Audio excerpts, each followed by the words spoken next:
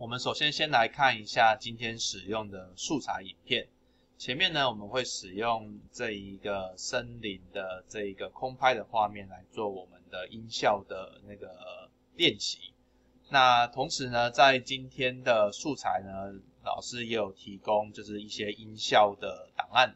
那我们可以透过档案呢来重置，就是这个场景我们想要赋予它怎样的一个音效，然后把这个场景的感觉把它制作出来。那这边呢，我们就先去建立我们的序列。那这个影片呢，目前是没有声音的，那我们就可以透过音效来去弄。那音效的取得呢，就是有几个方式。第一个方式呢，当然如果你可以自己去录音的话呢，那当然是最好，因为这边你就拥有它的版权。那如果说你没有时间去做录音的话呢，那你可以透过一些音效的资料库的平台去取得。那这边呢，我可以建议大家，就是如果你自己有一个 YouTube 账号的话，那在右上角这个地方呢，你可以先去点选你们的 YouTube 工作室，一定要先登录。然后呢，在左边这边就有一个音效库。那音效库这个地方呢，当然除了一些免费的音乐可以去搜寻之外呢，这边也有一个音效。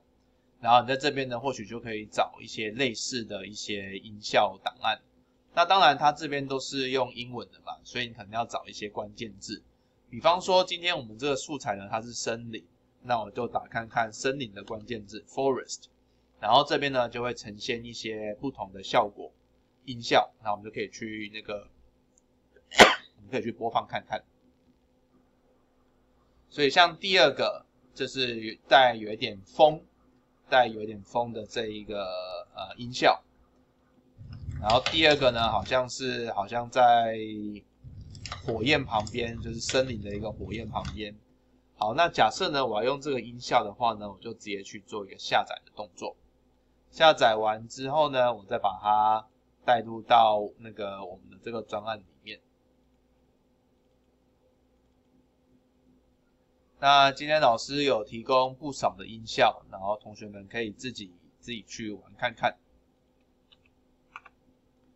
好，然后我再把这个音效放进来我的那个专案里面。那要放音效呢，很简单，就是它就是一个音效档案，一个音乐档案，我们就直接把它放进去我们的这个 audio 的图层里面。那这个地方你就可以去听一下，就是这样子的感觉是不是你想要的。那因为这个东西是一个环境音，所以基本上呢，或许不需要太多的一些调整。那当然如果说你想要再去做一些合成，比方说你想要加一些鸟的声音，那你可以在这边有个 bird sound， 然后呢你点2下就可以直接去做一个预览，去听它的声音。那这个部分呢，就是看你觉得你想要哪一种鸟叫声。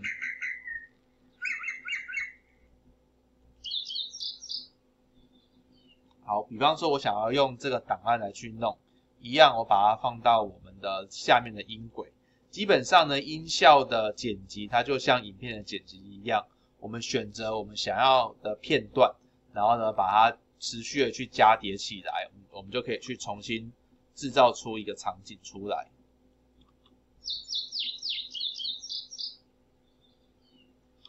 那当然如果这个地方你觉得声音太大声的话呢，你可以直接就是把它的音轨打开，然后这个地方呢它这边有一条线，你就可以直接用它来去调整你的音量。所以原本的环境音我可以把它拉大声一点点，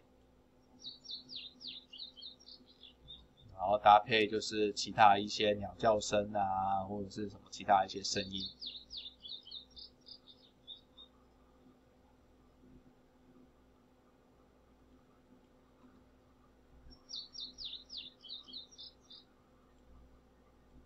有很多的网站呢，它都有提供一些免费的音效。